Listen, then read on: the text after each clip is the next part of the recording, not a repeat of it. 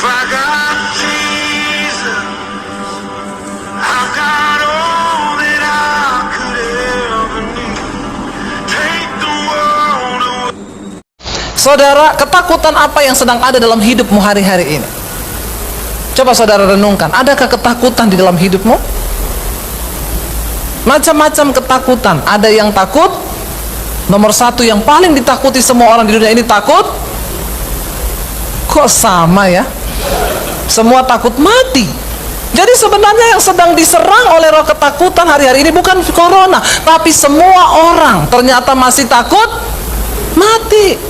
Sebenarnya kalau kita sudah siap mati, kita bisa berkata mati adalah keuntungan. Yang kena virus, yang mati banyak orang, ribuan orang itu memang sudah waktunya mati, tapi matinya bareng-bareng. Lo bener nggak? Ini bukan lelucon, ini kenyataan. Sama kayak yang meninggal di Palu karena gempa, yang mati 10.000 orang, memang sudah waktunya, tapi memang bareng-bareng. Jadi bagian kita hari-hari ini adalah bukan bagaimana supaya kita, tapi mempersiapkan diri.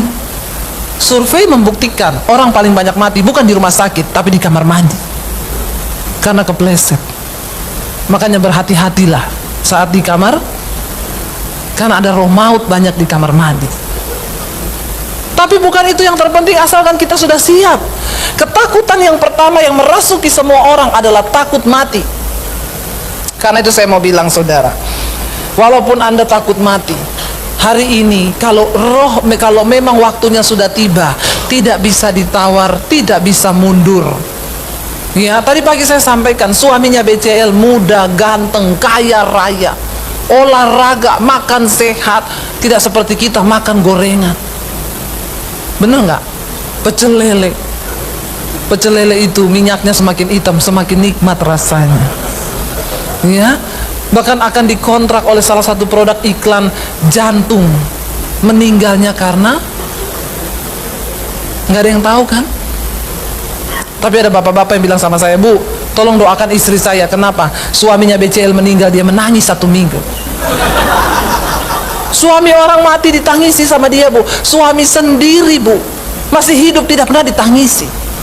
Saya tanya, Bapak sudah ngomong sama dia? Sudah, Bu. Saya tanya, kenapa kamu menangisi suaminya BCL? Sayang, meninggal masih muda, ganteng, kaya raya, baik.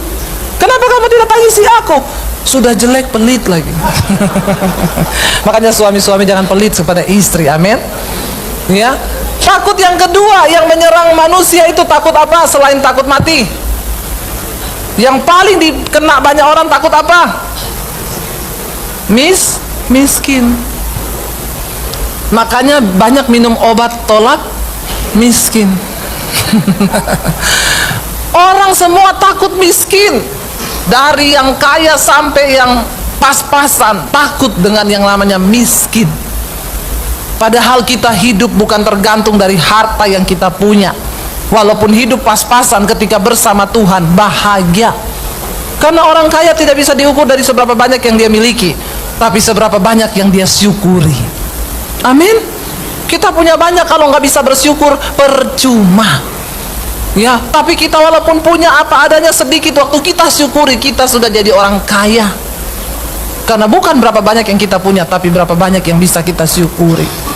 Jangan hidup diperbudak oleh uang. Ya, memang uang tidak bisa beli segalanya, tapi segalanya butuh. Memang uang tidak dibawa mati, tapi nggak ada uang bawanya. Ampuni mereka Tuhan, karena mereka tahu apa yang mereka ucapkan. Ya, takut miskin. Orang semua berlomba-lomba bagaimana menjadi kaya. Ya, ada yang pergi ke Gunung Kidul, ada yang nyolong. Ada orang konseling sama saya, Ibu, doakan saya kehilangan pekerjaan. Kenapa? Ketahuan pakai uang kantor, dan saya harus mengembalikan ratusan juta, Bu. Kenapa bisa terjadi? Awalnya saya nyolong dikit-dikit, lama-lama menjadi. Bukan cuma itu, ada orang yang nyolong uang kolektor di gereja. Pernah kejadian penghitung kolektor, waktu ketahuan sudah ratusan juta. Hati-hati yang suka ngitung uang. Ya, ada setan di situ. Tiap kali ngitung dimasukin di sepatu. Amplop-amplop yang gede diinjak di dalam sepatu. Ya. Memang tidak ada manusia yang lihat, tapi mata Tuhan melihat. Akhirnya ketahuan karena ada satu orang yang kasih persembahan di gereja, tapi tidak keluar di pengumuman. Dia kasih kode di situ. Kenapa nggak ada di pengumuman gereja uang yang saya kasih? Diselidiki, dilihat semua, ternyata ketahuan. Ya, lalu mengaku saudara. Akhirnya harus nyicil dan dia dipecat. Kenapa? Orang kepengen kaya, takut miskin. Alkitab berkata, cukupkan dirimu dengan apa yang ada padamu.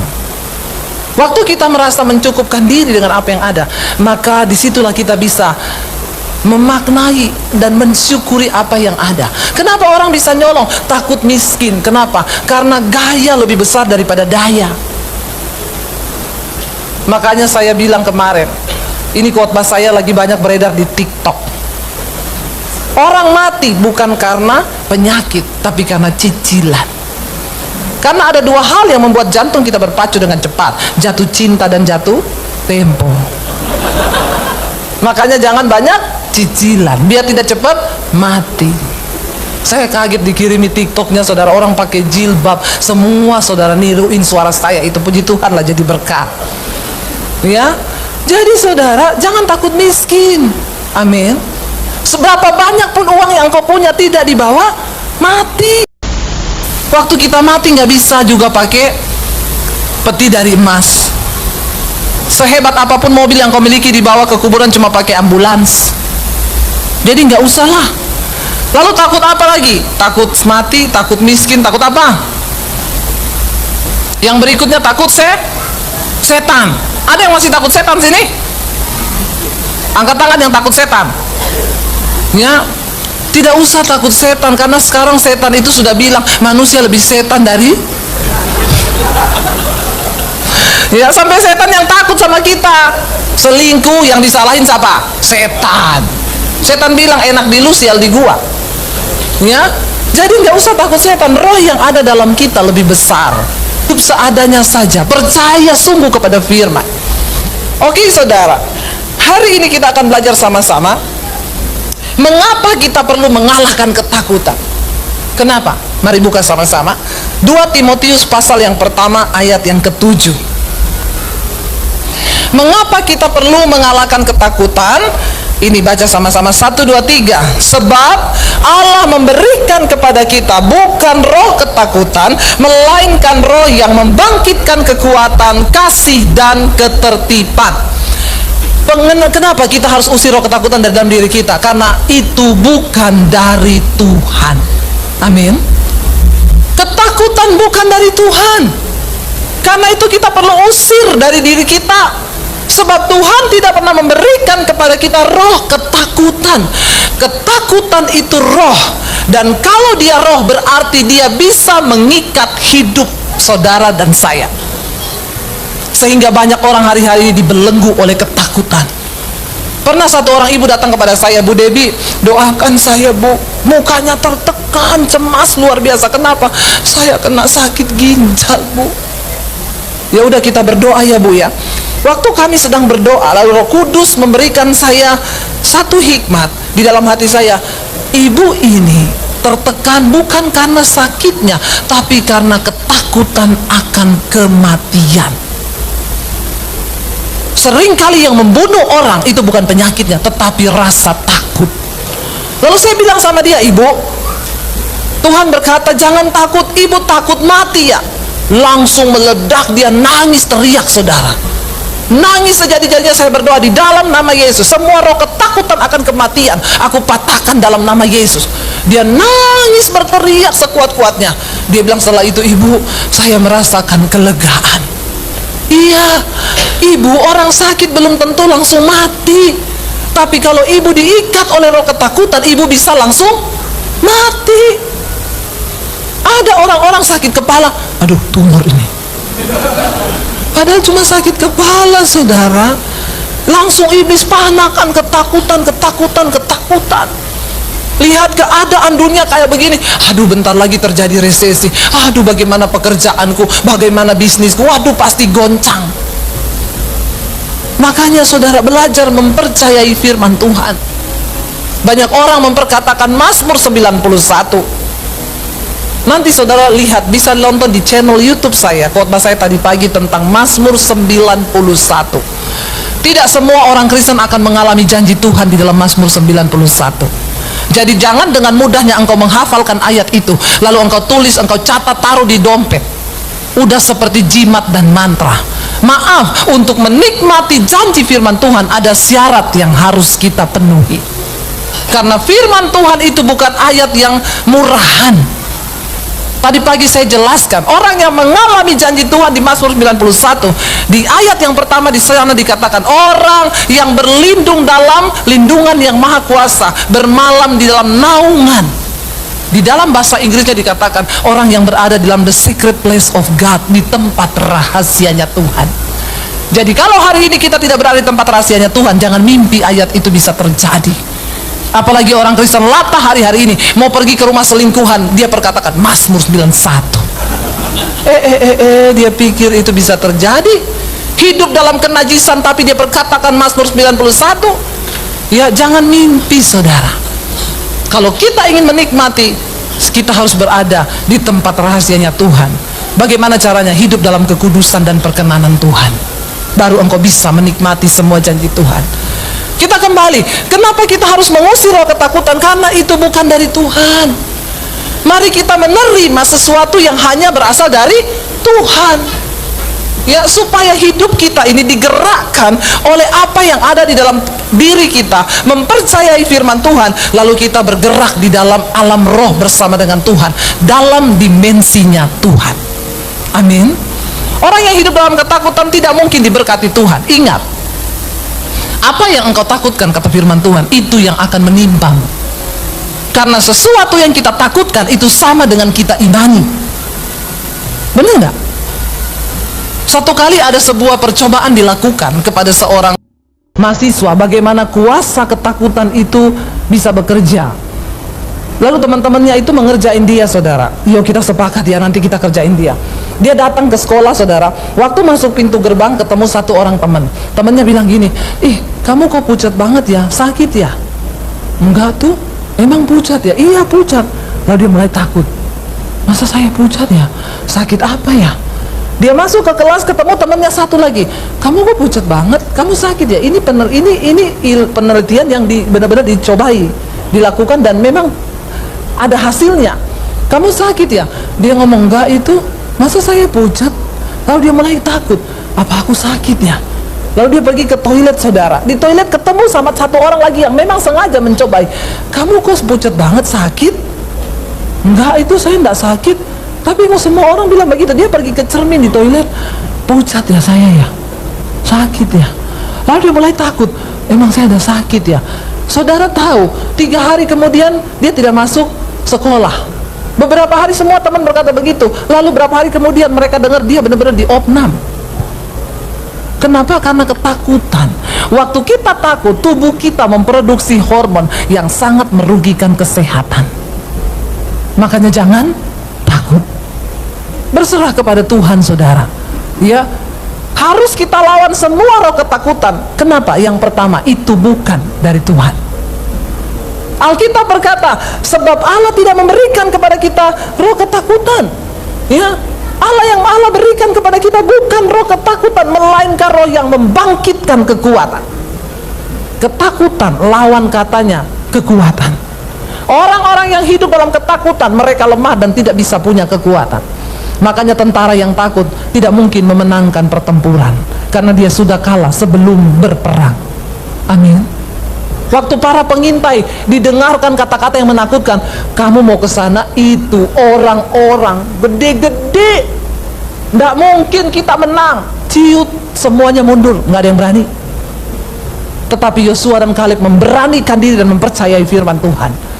Saudara, kita nggak bisa mendengarkan iblis, apa yang iblis taruh dalam hidup kita. Hari ini yang perlu engkau lakukan, membangkitkan dan membangun imanmu, percaya sungguh kepada Tuhan bahwa rancangan Tuhan bagi kita itu yang terbaik. sambil kita hidup dalam takut akan Tuhan.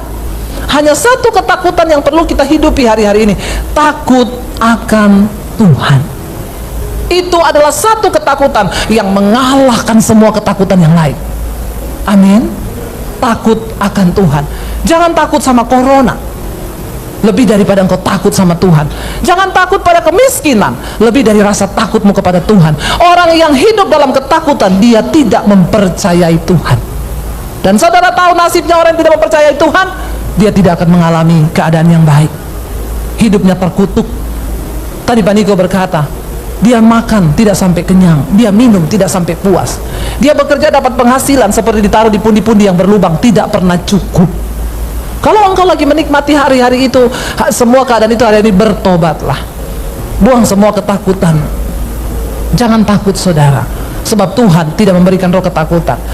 Yang kedua, kenapa kita harus membuang roh ketakutan dari dalam diri kita? Karena di dalam dunia ini kan hanya ada dua oknum yang mencoba menguasai manusia. Yang pertama Tuhan, yang kedua setan, iblis. Kalau ketakutan bukan dari Allah, berarti dari iblis. Kalau kita hidup dalam ketakutan, berarti kita mempercayai iblis. Coba kita baca sama-sama ayatnya. Yohanes pasal yang ke-8 ayat 43 sampai 44. Yohanes 8 ayat 43 sampai 44 ada di sini. Baca sama-sama 1 2 3. Apakah sebabnya kamu tidak mengerti bahasaku, kata Yesus? Sebab kamu tidak dapat menangkap firmanku. Ayat 44. Iblislah yang menjadi bapamu, dan kamu ingin melakukan keinginan-keinginan bapamu. Ia adalah pembunuh manusia sejak semula dan tidak hidup dalam kebenaran, sebab di dalam dia tidak ada kebenaran. Apabila ia berkata dusta, ia berkata atas kehendaknya sendiri, sebab ia adalah pendusta dan bapa segala dusta. Kenapa orang hidup dalam ketakutan? Ayat 43 tadi berkata, karena engkau tidak mengerti bahasanya Kristus. Sebab apa? Kamu tidak dapat menangkap firmanku. Orang hidup dalam ketakutan karena dia kurang mempercayai dan tidak mengerti kebenaran firman. Kenapa? Karena memang kamu tidak pernah mendengar firman yang benar, dan yang kedua karena engkau tidak pernah membaca firman. Bagaimana mungkin membaca saja aku sulit? Bahkan Rasul Paulus bilang, hari-hari terakhir ini orang bukan hanya tidak percaya firman, mereka membuat kebenaran bagi dirinya sendiri. Tadi pagi saya saksikan seorang ibu telepon saya, Bu, suami saya selingkuh, Bu, saya tahu. Lalu ibu sudah tanya, sudah dia mengakui? Iya. Lalu saya tanya, Bu, sama dia, kamu pilih saya atau perempuan itu? Suami saya jawab, dua-dua. Istrinya bilang, saya tidak mau diduakan, kamu pilih salah satu. Suaminya jawab, kamu pikir gampang semudah itu melupakan dia? Beri aku waktu. Lalu istrinya berkata, sampai kapan kamu butuh waktu untuk melupakan perempuan itu? Suaminya jawab, tunggu waktu Tuhan. Ya, luar biasa ya, untuk melupakan selingkuhan tunggu waktu Tuhan. Leo sudah senyum. Kenapa? Itu lagunya Leo.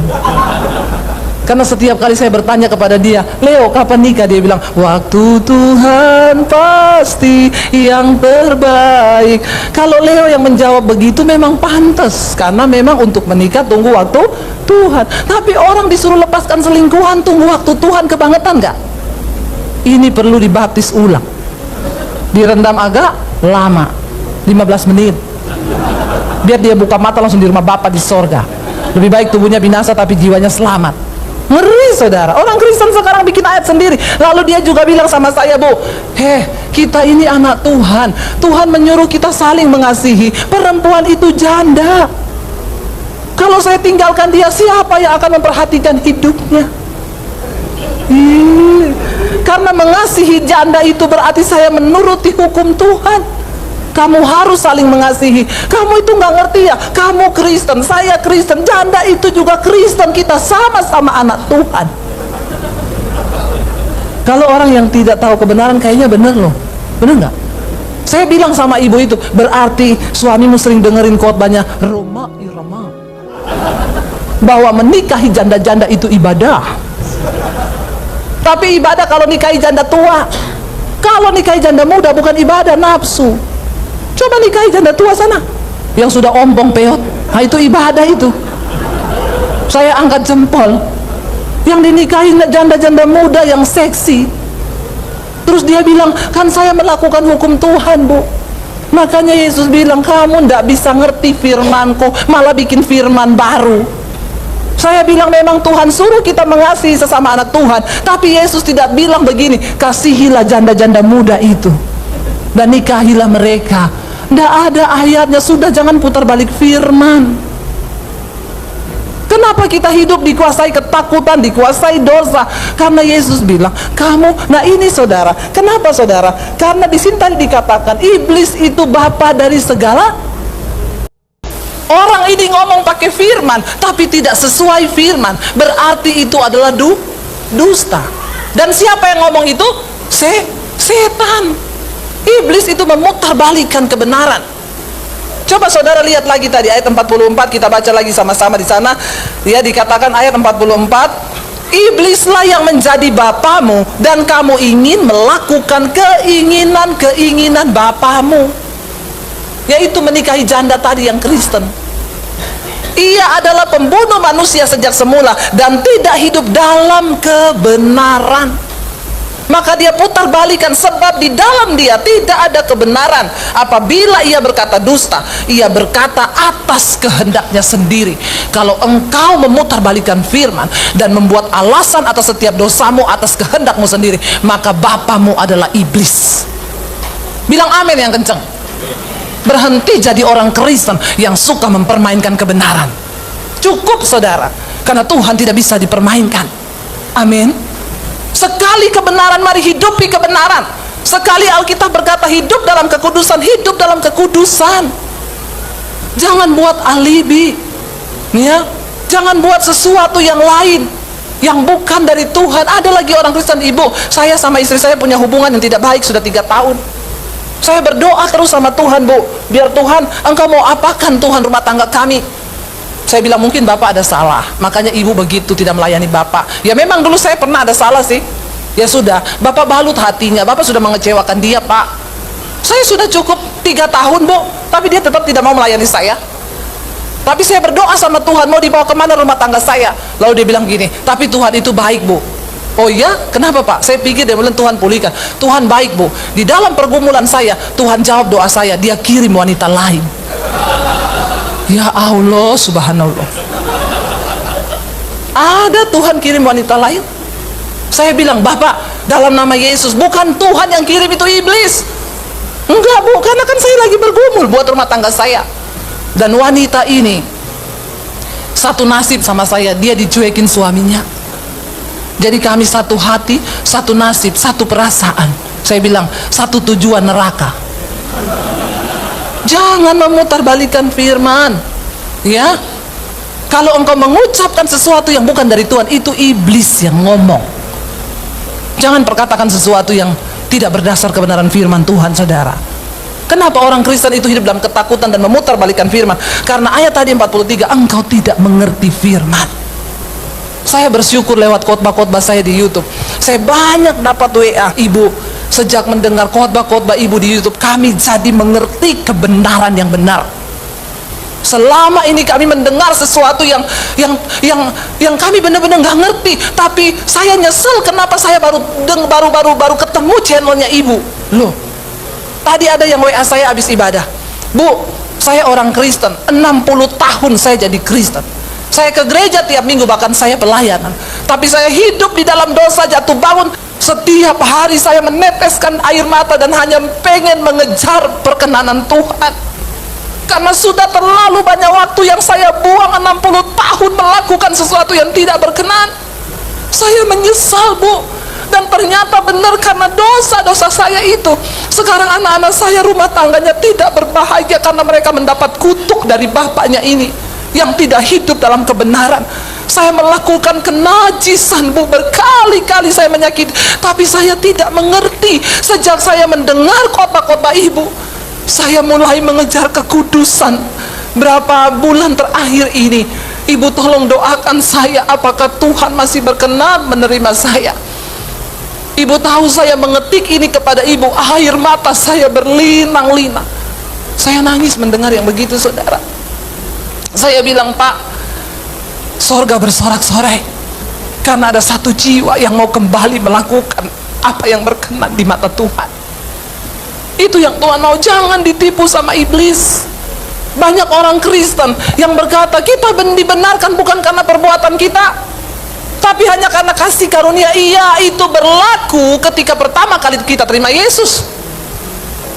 Tuhan memanggil saya bukan karena kebenaran saya, justru karena saya hidup di dalam dosa dan hidup saya kotor dan sampah, dan Tuhan pungut saya. Itu bukan karena kebenaran saya, tapi ketika saya menerima Yesus sebagai Tuhan, saya menerima anugerahnya. Alkitab berkata, kerjakan keselamatan itu dengan takut dan gentar. Hiduplah di dalam takut dan gentar selama engkau menumpang di dunia ini, takut akan Tuhan. Amin. Mari kita hargai anugerah Tuhan. Jangan dengarkan setan, saudara. Kenapa? Setan itu pendusta. Jangan mau ditabur roh ketakutan sehingga engkau hidup terbelenggu. Hari ini buang semuanya itu, ya, buang semua yang menghambat kita untuk percaya kepada janji Tuhan. Minta supaya Tuhan berikan engkau hikmat dan pengurapan Roh Kudus, supaya engkau mengerti firman, mengerti kebenaran yang hakiki itu. Amin. Kenapa kita harus buang roh ketakutan? Yang pertama, itu bukan dari Tuhan. Yang kedua, itu dari setan. Jangan biarkan sesuatu yang dari setan hidup dalam diri kita. Lalu yang berikutnya, saudara, bagaimana kita dapat menaklukkan semua ketakutan yang ada dalam hidup kita? Yang pertama, perkatakan firman Tuhan. Apa yang pernah engkau alami bersama Tuhan, itulah yang menjadi modalmu untuk mengalahkan iblis. Mari kita lihat kisahnya sama-sama ketika Daud mengalahkan Goliat. 1 Samuel 17 ayat 32 sampai 36. 1 Samuel 17, baca sama-sama 1, 2, 3. Berkatalah Daud kepada Saul, janganlah seorang pun menjadi tawar hati, karena dia, hambamu ini, akan pergi melawan orang Filistin itu. Saudara, Goliat datang menebar roh ketakutan. Kenapa? Karena dia badannya besar. Dan ketika Goliat muncul, semua orang ketakutan. Mereka lupa bahwa Tuhan lebih besar daripada Goliat. Amin. Sebesar apapun masalahmu, ingatlah bahwa Tuhan lebih besar dari masalah kita. Saudara, Daud berkata, bagaimana caranya engkau mengalahkan ketakutan? Yang pertama, kalahkan ketakutan dengan perkataan positif firman Tuhan. Daud berkata kepada Saul, janganlah ada seorang pun menjadi tawar hati karena dia. Wow, di tengah semua orang Israel yang sudah gemeteran karena melihat Goliat yang begitu besar, tiba-tiba ada seseorang yang muncul dan berkata, jangan ada yang tawar hati. Ada ibu-ibu yang telepon saya, ibu, saya sudah menyerah, kayaknya suami saya tidak mungkin bertobat. Saya bilang, ibu, jangan perkatakan seperti itu perkataan setan. Berkata, hari ini aku percaya rumah tanggaku akan dipulihkan Tuhan. Waktu engkau percaya, maka Tuhan melakukan. Ketika engkau tidak percaya, maka tidak akan terjadi mujizat. Amin. Makanya engkau harus percaya. Lalu ayat yang berikutnya, tetapi Saul berkata kepada Daud, lihat, karena sudah ketakutan, Saul memperkatakan perkataannya iblis. Coba baca. Saul berkata kepada Daud, tidak mungkin engkau dapat menghadapi orang Filistin itu untuk melawan dia, sebab engkau masih muda, sedang dia sejak dari masa mudanya telah menjadi prajurit. Roh ketakutan itu berjangkit. Waktu suami takut, maka istri takut. Waktu suami istri takut, anak-anak ikut takut. Coba saudara, kalau ada orang bilang gini, itu tempat ada setannya loh. Orang satu datang bilang, tempat itu ada setan. Dua orang, ada setan. Orang ketiga datang, dua orang ini meyakinkan, itu tempat ada setan. Padahal mereka belum pernah lihat setan di situ. Tapi coba kalau orang bilang gini, ada setan, lalu kita bilang, mana setannya? Amin. Kita sedang memperkatakan iman. Ya, saya pernah saudara, satu kali syuting di satu studio stasiun televisi. Lalu saya mau syuting yang kedua, Bu mau ganti baju, iya. Di mana ya? Situ aja Bu, ada ruangan kosong. Terus gini, Bu, tapi hati-hati loh. Kenapa? Horor. Saya masuk saudara, terekam itu kata-kata horor. Jadi saya sambil merinding-merinding. Memang ruangannya itu gelap gulita tapi saya harus tutup pintu kan. Ya, saya lagi ganti baju, saya rasa ada bayangan hitam besar di belakang saya berdiri. Ya, merinding bulu kuduk saya pakai baju cepat-cepat, saya lari. Lalu mereka bilang, "Ada apa Ibu? Sudah mengalami kan? Kita di sini kalau syuting tengah malam, Bu, di kamera sering ada penampakan." Iya. Saya pergi lagi ke ruangan itu. Oh, setan sudah menipu saya. Saya masuk lagi ke ruangan itu, saya bilang, "Di mana engkau setan? Kamu pikir saya takut? Roh yang ada dalamku lebih besar." Nggak ada tuh yang menampakkan diri. Kenapa saya merasa ada bayangan hitam besar? Karena saya sudah ditanamkan perkataan iblis horor loh Bu di situ. Lalu perkataan itu merasuk ke hati saya sambil ganti baju, horor loh di sini. Lalu tiba-tiba ada bayangan muncul di belakang saya lari ketakutan. Tapi waktu saya mengerti tipu daya iblis, saya masuk ke ruangan itu, saya berdiri lama, nggak ada apa-apa. Amin. Itu tipuan iblis. Ya. Jadi kalau engkau takut, perkatakan. Ya, lihat Saul, dia sudah kejangkit roh ketakutan dari orang Israel yang berkata, "Itu Goliat gede banget." Bahkan Saul berkata kepada Daud, "Tidak mungkin kamu bisa kalahkan dia. Kamu masih anak kecil ingusan. Dia prajurit tiap hari kerjaannya latihan. Kamu apa? Nggak pernah latihan. Kerjamu cuma kambing gembala, kambing domba." Ayat yang berikutnya, tetapi Daud berkata kepada Saul, "Hambamu ini." Bagaimana mengalahkan ketakutan? Ketika engkau punya pengalaman pribadi bersama Tuhan, itu menjadi modal engkau mempercayai Tuhan, karena aku pernah mengalami dulu. Daud bilang begini, "Hambamu ini biasa menggembalakan kambing domba ayahnya. Apabila datang singa atau beruang yang mau menerkam seekor dari domba kawanannya, maka aku mengejarnya." Singa dikejar, beruang dikejar, menghajarnya dan melepaskan domba itu dari mulutnya. Wow, nggak saudara? Ya. Kemudian apabila ia berdiri menyerang aku, maka aku menangkap janggutnya, lalu menghajarnya dan membunuhnya. Ternyata di padang dia menggembalakan, dia sudah punya pengalaman dengan Tuhan. Semakin banyak engkau menghadapi persoalan dan engkau melewatinya bersama dengan Tuhan, dan engkau melihat kemenangan, itu akan menjadi modal untuk engkau mempercayai Tuhan dan tidak ragu dengan janji kemenangannya. Karena itu ketika engkau sedang menghadapi sesuatu yang berat, Daud menghadapi singa dan beruang itu bukan tantangan yang mudah. Bagaimana mungkin seorang manusia bisa kalahkan singa dan beruang? Hei, tidak mungkin. Tapi bersama dengan Tuhan, Daud mengalahkan singa dan beruang itu. Engkau bisa menghadapi setiap persoalan berat di hidupmu. Semua cuma tergantung ketika engkau mau percaya sama Tuhan. Amin saudara. Percayai Tuhan. Ya, Daud bilang, "Aku merobek mulutnya, aku tarik janggutnya, aku keluarkan domba dari mulutnya, lalu aku bunuh singa dan beruang itu." Ayat berikutnya saudara, baca sama-sama 1, 2, 3. "Baik singa maupun beruang telah dihajar oleh hambamu ini, dan orang Filistin yang tidak bersunat itu, ia akan sama seperti salah satu daripada binatang itu, karena ia telah mencemooh barisan daripada Allah yang hidup."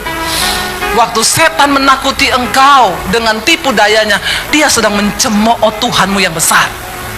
Karena itu jangan percaya. Engkau perkatakan firman Tuhan. Daud bilang apa? Nasibnya akan jadi sama seperti singa dan beruang. Kenapa? Karena dia mencemooh barisan Allah yang hidup. Daud punya keyakinan Tuhan yang lebih besar daripada Goliat. Amin. Lalu ayat berikutnya berkata, "Pula kata Daud, Tuhan yang telah apa? Melepaskan aku dari cakar singa dan dari cakar beruang. Dia juga yang akan melepaskan aku dari tangan orang Filistin itu." Kata Saul kepada Daud, "Pergilah, Tuhan menyertaimu." Langsung berubah kan omongannya Saul waktu dia dengar perkataan firman. Saudara, engkau bisa mengubah keadaan, engkau bisa mengubah orang-orang di sekelilingmu waktu engkau datang dengan perkataan firman. Sekalipun dokter bilang sakitmu tidak mungkin sembuh, bagi Tuhan tidak ada perkara yang mustahil. Saya mau saksikan saudara, saya diundang pelayaran di Purwokerto. Saya ketemu dengan sepasang suami istri yang undang saya. Saya dijemput oleh anaknya, ya, sudah selesai kuliah dan sudah bekerja. Lalu di jalan dia cerita, "Ibu, anak saya ini menurut perkiraan dokter dulu harusnya meninggal sejak di dalam kandungan." "Kenapa, Pak?" "Saya punya anak kembar, lama kami menikah tidak punya anak, lalu kami berdoa, lalu istri saya hamil. Ketika hamil kami periksa ke dokter, Bu. Dokter bilang sebaiknya digugurkan." Kenapa? Karena ibu punya kista dan ada virus di dalam kandungannya ibu. Itu virus yang ada di kucing, ya. Dan kalau orang hamil ada virus itu, biasanya tidak bisa hamil orang kalau ada virus itu. Tapi ini ibu hamil dan sebenarnya ibu ada kista, sebenarnya nggak bisa hamil. Cuma saya bingung kenapa ibu hamil dan ini anak kembar. Jadi sebaiknya ibu gugurin karena anak ini lahir akan cacat. Dia dan suaminya menyatukan imannya, enggak, kami tidak akan gugurkan anak ini karena kami tahu kalau Tuhan sudah beri anak itu anugerah. Mereka menjalani dengan iman dan benar anak itu lahir. Waktu anak itu lahir sekitar usia 3 bulan, anak ini tidak bergerak-bergerak seperti bayi lain yang sudah bisa yang sudah bisa tengkurap. Itu cuma diam begini dan kepalanya membesar dua-dua. Lalu dibawa ke dokter yang tangani anak ini 3 dokter ahli syaraf, ahli virus, sama satu tuh ahli apa itu saya lupa. Jadi 3 dokter ahli, 5 dokter sama dokter anak dan dokter umum. Dokter itu bilang, "Ibu, anak ibu ini karena virus itu terus bekerja di otaknya, jadi anak ibu akan mengalami kelainan seperti anak-anak yang memang mengalami virus ini dari dalam kandungan, kepalanya akan membesar." Saudara pernah lihat ya anak-anak yang kepalanya gede banget, ya, itu karena virus, ya. Dan dokter bilang, "Bapak lihat otaknya, scan otaknya anaknya Bapak." Jadi difoto saudara, dia lihatkan saya fotonya. Ini otak yang sehat Pak, warnanya itu cerah. Ini otaknya Bapak, anaknya Bapak sudah hitam dan mengkeret. Jadi virus itu menyerang otak dan otaknya ini mengkeret, makanya anaknya Bapak nggak bisa tengkurap dan tidak bisa gerak. Dan nanti makin lama kepalanya akan membesar dan dia cuma bisa tidur terlentang begini dengan kepala yang besar, tidak bisa apa-apa. Kalau anak Bapak sudah menginjak umur 1 tahun, kepalanya terus membesar, nanti kita akan pasang selang untuk mengeluarkan cairan dari otaknya, dari kepalanya, itu akan dibuang. Dan selang itu akan diganti setiap tahun. Dan selang itu belum ada dijual di Indonesia, itu pesan dari luar. Stres nggak saudara? Stres. Ibu itu bilang, "Saya terpukul Bu Debbie luar biasa." Kenapa? Karena saya punya teman, anaknya begitu Bu, memang nggak bisa apa-apa, kepalanya gede di tempat itu. Lalu dari dokter ahli virus, ahli ini kasih obat antibiotik, obat segini setiap hari anak ini saudara, dari bayi harus diminumin obat-obat ini, ya. Dia bilang, bayangkan ibu, dan saya tanya dokter, "Dok, obat ini menyembuhkan?" Tidak, hanya untuk menahan saja, tapi nggak bisa sembuh. Lalu suami istri ini diproses Tuhan. Saudara tahu mereka ini, papa mamanya dulu, bapak itu, suaminya itu, orang tuanya itu mantri, ya, dulu kan mantri ya. Istrinya itu bidan, jadi mamanya bidan, bapaknya mantri. Jadi bapaknya itu mantri, punya buku obat di rumah, buku obat setebal ini. Bapak itu ngomong, "Bu, semua tetangga saya kalau sakit itu datangnya ke saya Bu, saya yang kasih tahu obatnya apa, karena saya punya buku. Saya sakit apa tinggal saya cari di buku itu, oh obatnya ini, oh ini obatnya." Tapi waktu anak saya kena sakit itu, dia diminumin obat dan dokter bilang itu obat tidak menyembuhkan, hanya untuk menahan. Mereka berdua syok dan benar-benar tertekan, ya. Tiap hari memikirkan bagaimana anak itu kepalanya jadi besar. Istrinya bilang, "Ibu, saya menangis memikirkan anak saya yang kembar nasibnya kayak anak teman saya, dan memang kepalanya makin besar."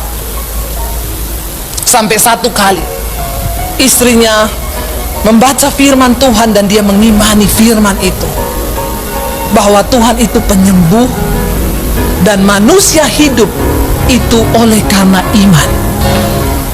Suaminya cerita sama saya, "Ibu tahu, satu kali istri saya Bu, sore-sore tiba-tiba berdiri dari tempat duduk. Dia teriak, dia datangi saya, pegang bungkusan obat yang banyak itu. Dia bilang gini, "Mas." Suaminya kaget. "Kenapa?" "Manusia hidup itu bukan karena obat, tapi karena Tuhan. Anakku hidup bukan karena obat, tapi karena iman." Dia pergi keluar rumah, di belakang ada halaman kosong. Dia lempar itu obat ke halaman kosong. "Dalam nama Yesus, anakku hidup karena Tuhan." Suaminya syok.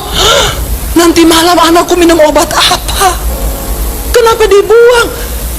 Suaminya bilang, "Bu, malam itu saya sempat takut nanti anak saya minum apa." Mereka berdua akhirnya mulai mempercayai Tuhan, anaknya nggak minum obat. Saudara, waktu saya ketemu itu anak dua sudah kerja di bank. Mereka lulus cum laude. Kok nggak wow? Wow. Waktu kita mempercayai Tuhan, sebenarnya memang Tuhan bisa nggak bikin mujizat? Bisa. Tapi seringkali yang menghalangi itu karena ketidakpercayaan. Lalu dia mengimaninya, saudara.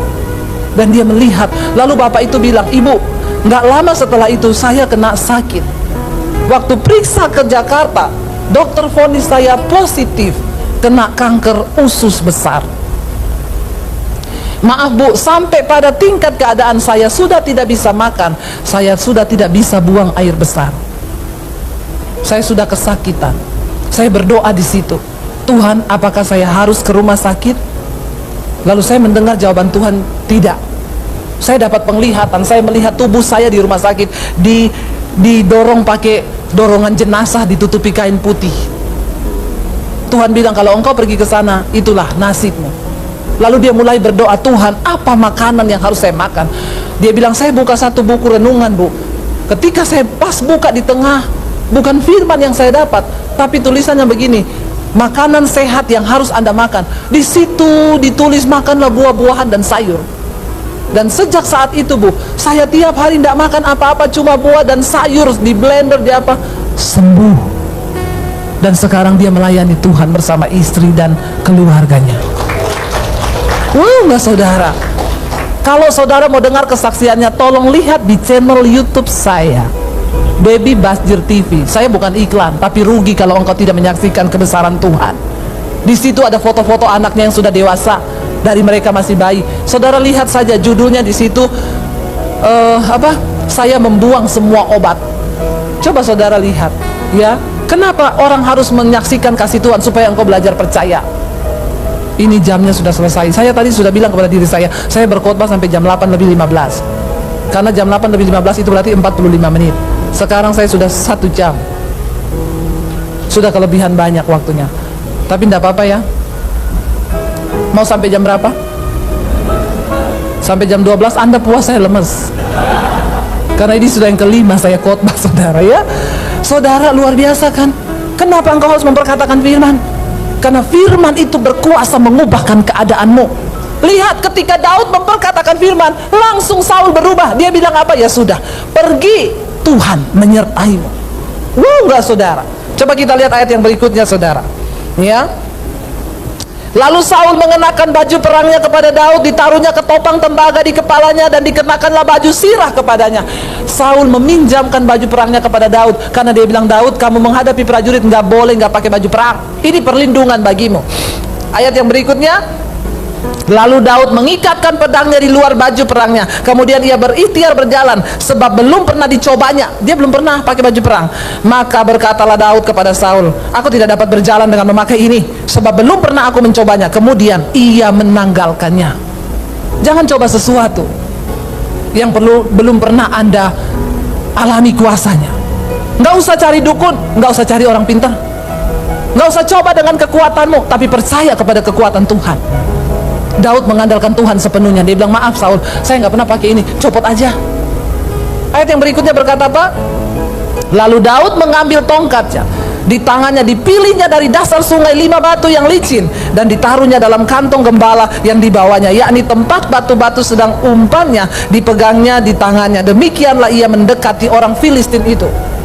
Siapa sangka cuma dengan 5 batu dari sungai ternyata bisa bunuh Goliat. Jangan pernah batasi Tuhan dengan cara, karena Tuhan suka bekerja dengan cara yang tidak terduga. Amin. Bagian kita mempercayai saja, nggak usah mendikte Tuhan. Tuhan harusnya begini, begini, begini. Udah copot semua yang engkau rasa mungkin bisa. Jangan harapkan orang lain menolongmu, keluargaku bisa tolong saya. Berhenti menyalahkan keadaan dan mengharapkan sesuatu yang lain selain daripada Tuhan. Kenapa? Karena Tuhan bekerja dengan cara yang ajaib, bahkan yang tidak pernah muncul di dalam akal logika kita. Ayat berikutnya berkata, orang Filistin itu kian dekat menghampiri Daud. Di depannya orang yang membawa perisainya. Bayangkan, perisainya aja dibawain, saudara, saking gedenya. Lalu ayat berikutnya berkata, ketika orang Filistin itu menunjukkan pandangannya ke arah Daud serta melihat dia, dihinanya Daud karena ia masih muda, kemerah-merahan dan elok parasnya. Dia bilang, anak kecil. Tuhan bisa memakai siapa saja. Bukan cuma hamba Tuhan, Anda pun bisa dipakai Tuhan dengan luar biasa waktu engkau percaya sungguh kepada Tuhan. Berikutnya kita baca, orang Filistin itu berkata kepada Daud, anjingkah aku, maka engkau mendatangi aku dengan tongkat? Lalu demi para allahnya orang Filistin itu mengutuki Daud. Dia mengejek Daud. Kamu pikir saya anjing? Datangi pakai tongkat, aku nih bawa lembing, pakai baju prajurit, pakai baju perang. Lu itu pikir aku anjing yang gampang dikalahkan dengan tongkat? Lalu ayat berikutnya berkata, pula orang Filistin itu berkata kepada Daud, hadapilah aku, maka aku akan memberikan dagingmu kepada burung-burung di udara dan kepada binatang-binatang di padang. Jangan dengarkan iblis. Ini perkataan setan yang coba melemahkan imannya Daud. Tapi Daud menentangnya dengan apa? Ayat 45. Tetapi Daud berkata kepada orang Filistin itu, baca sama-sama, 1, 2, 3. Engkau mendatangi aku dengan pedang dan tombak dan lembing, tetapi aku mendatangi engkau dengan nama Tuhan semesta alam, Allah segala barisan Israel yang kau tantang itu. Wow, enggak? Bagaimana cara kita mengalahkan ketakutan? Percaya dalam nama Tuhan. Datangi masalahmu dengan nama Tuhan dan hidup di dalam perkenanan Tuhan. Itu yang paling penting, karena Tuhan menolong orang yang berkenan di hatinya. Amin. Ayat berikutnya berkata, hari ini juga, baca sama-sama, Tuhan akan menyerahkan engkau ke dalam tanganku, dan aku akan mengalahkan engkau dan memenggal kepalamu dari tubuhmu. Hari ini juga aku akan memberikan mayatmu dan mayat tentara orang Filistin kepada burung-burung di udara dan kepada binatang-binatang liar, supaya seluruh bumi tahu bahwa Israel mempunyai Allah. Wow, enggak? Kenapa Tuhan izinkan persoalan terjadi dalam hidupmu? Supaya waktu engkau ditolong Tuhan, orang lain melihat bahwa Tuhanmu hebat. Amin. Keluargamu melihat bahwa Tuhanmu hebat. Saya menjalani semua proses yang Tuhan izinkan terjadi dalam hidup saya. Tapi saya waktu suruh pergi saya dari rumah, kamu pergi jangan bawa ijazah. Saya melihat Yesus kasih makan kamu pakai apa.